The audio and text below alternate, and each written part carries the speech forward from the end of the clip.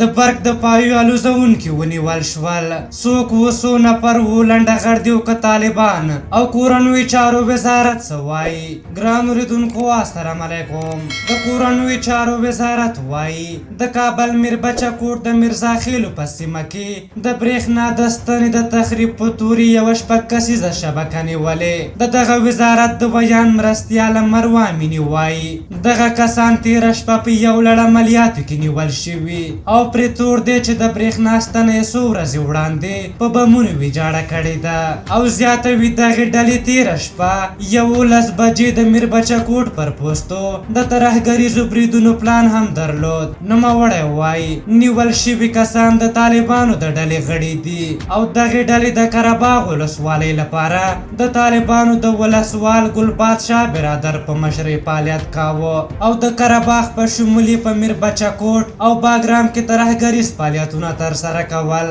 د کورنیو چارو وزارت په خبره له نیول شویو کسانو سره یو راکټ 2 کلاشینکوفونه او نور نظامي تجهیزات هم نیول شوي. څو شپې وړاندې د ثور په ومه وسله د میربچه کوټ په میرزا خیلو کې د وارداتي برېښنا 240 کیلو واټه لاین یوه ستن په بمونو ویجاړه کړه چې ورسره په ننګرهار، خوست، لغمان، غزني، لوګر، میدان وردګ او پکتیا کې هم برېښنا پرې شوه. طالبانو په دغه پیښه کې لاس لرل رد کړي وو خو نن د کورنیو چارو وزارت نیول شوي کسان د طالبانو د ډلې غړي بللي. له دې وړاندې د لاغا مشهور په مماتي سالنګ چې پایی به یې الوزولي او له مافیا سره یې لاس درلود په 14 کاله بند محکوم شوی و.